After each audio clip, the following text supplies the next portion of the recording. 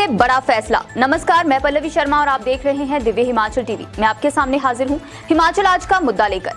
हिमाचल के स्कूलों पर सरकार ने एक बार फिर से बड़ा फैसला लिया है। अब पहली क्लास से 8वीं तक के बच्चों के लिए भी सरकार ने स्कूल खोल दिए हैं, पर इसके लिए शर्त है कि कोरोना प्रोटोकॉल का पालन करना होगा। सरकार को क्यों खोलने पड़े स्कूल और अब आगे क्या होगा, हम पहाड़ी में इसी पर चर्चा कर रहे हैं अनिल अग्निहोत्री और राजेश शर्मा।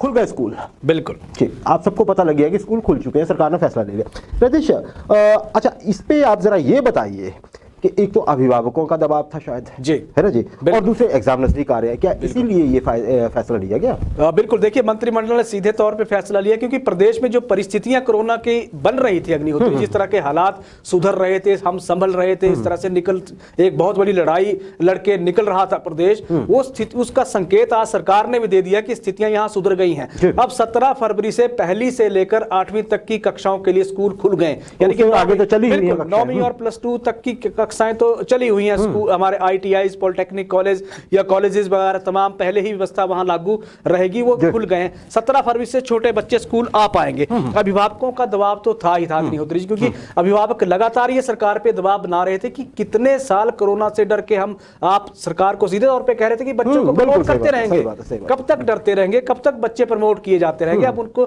स्कूल सरकार को खोल देने चाहिए। शिक्षा बोर्ड की पहल का स्वागत करना चाहिए, क्योंकि शिक्षा बोर्ड ने जिस तरह की डेटशीट जारी करके संकेत दे दिए थे कि हम तैयार हैं ऑफलाइन सीधे तौर पे परीक्षाएं करवाने के लिए, विभाग को फैसला लेना था। बिल्कुल, उसमें 3री, 5वीं, 8वीं की उन्होंने पहले जारी कर दी थी, 10वीं और +2 की भी जारी हो गई है। तो शिक्षा विभाग का जो फैसला आया था उसके बाद से सरकार को मिला, क्योंकि कोरोना के अगर हम आंकड़े भी देखते हैं अग्निहोत्री जी, तो 20,000 के पार जो हमारा ग्राफ था, वो ग्राफ सीधे तौर पे घट के नीचे आ गया है। और ये सकारात्मक संदेश था सरकार के लिए भी, और ये तैयारियां थी। और इसमें एक अहम चीज ये है कि हिमाचल में जिस तरह की इस तीसरी लहर के दौरान तैयारियां सरकार ने कर रखी थी, यह स्वास्थ्य विभाग ने कर रखी थी, उन्हीं का नतीजा है कि हम 17 फरवरी से पहली से लेके तमाम कक्षाओं के लिए स्कूल खोलने जा रहे हैं। जी राजेश, अभी शायद इसके बारे में नहीं बताया गया है कि ऑनलाइन क्लासेस लगती रहेंगी या नहीं। जी जी, ये थोड़ा इस पे अभी देखना पड़ेगा हमें। ये विभाग की नोटिफिकेशन आएगी। हाँ, ये नोटिफिकेशन आएगी कि उससे फिर पता लग जाएगा कि अगर ऑनलाइन क्लासेस लगेगी तो मतलब अभी भी चॉइस होगी बच्चों की कि वो हाँ या ना। बिल्कुल बिल्कुल। राजेश,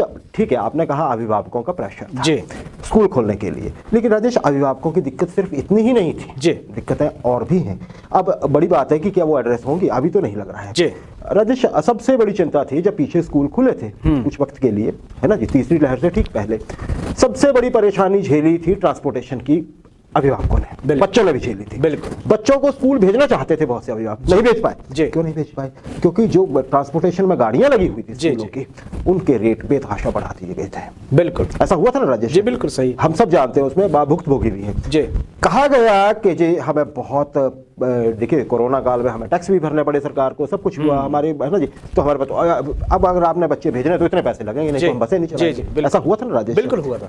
एक तरफ पे बच्चों पेरेंट्स को ये था कि बच्चे स्कूल पहुंचे, दूसरी तरफ ये था कि किराए इतने ज्यादा जी, है ना जी, और बहुत से पेरेंट्स ऐसे भी रहे होंगे जो भी कोरोना से खुद भी इफेक्ट रहे होंगे, तो एकदम से जब 1.5 से 2 गुना तक किराए बढ़ा दिए थे बस या कैब्स ने, तो क्या उसको लेके भी अभी कुछ एड्रेस किया गया है? अभी फिर से कहीं ऐसा तो नहीं है कि 17 तारीख से यही दिक्कत फिर से होने वाली है? जी देखिए, अभी उसको लेकर तो स्थिति स्पष्ट नहीं की गई है, लेकिन ये बाद में जिला प्रशासन के स्तर पे बात आएगी तो वहां बात कर लेंगे। लेकिन बड़ी बात यह है कि पहले जो किराए बढ़े थे क्यों बढ़ाए गए? पहले इसलिए बढ़ाए गए थे अग्निहोत्री जी कि स्कूल प्रशासनों के प्रबंधन की हम दलील मान लें, या फिर प्राइवेट ऑपरेटर वो जिनकी गाड़ियां अटैच थी स्कूलों के साथ, उनकी अगर दलील मान लेते हैं तो उन्होंने कहा था कि कोरोना काल के दौरान हमें खड़ी गाड़ियों के टैक्स भरने पड़े थे। लेकिन दलील हो सकती है, लेकिन करने के लिए एंटाइटल तब भी नहीं थे। अब वो दलील खत्म हो गई अग्निहोत्री जी, क्योंकि सरकार ने कोरोना काल के दौरान तमाम टैक्सेस माफ कर दिए हैं। उसमें तमाम टैक्सेस जितने भी स्कूल प्रशासनों के साथ गाड़ियां जुड़ी हुई थी उनके टैक्स माफ कर दिए गए, तो ये दलील अब चलने वाली नहीं है।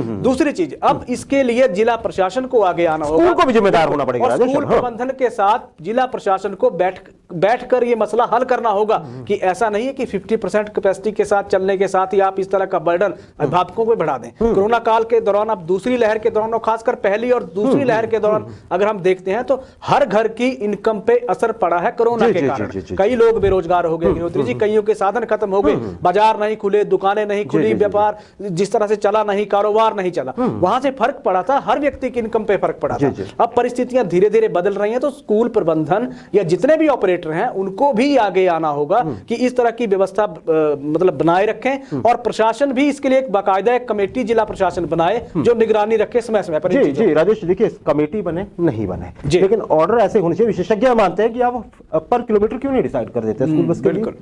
सीधा पता होगा ना जी आपको कितनी देर लगती है, कितना किलोमीटर जी, उस पे पहुंच जाइए, कोई एक रेट डिसाइड कर लीजिए जितना भी होता है। ऐसा नहीं HRTC के पैरेलल करिए, आप ज्यादा कर लीजिए लेकिन डिसाइड तो करिए।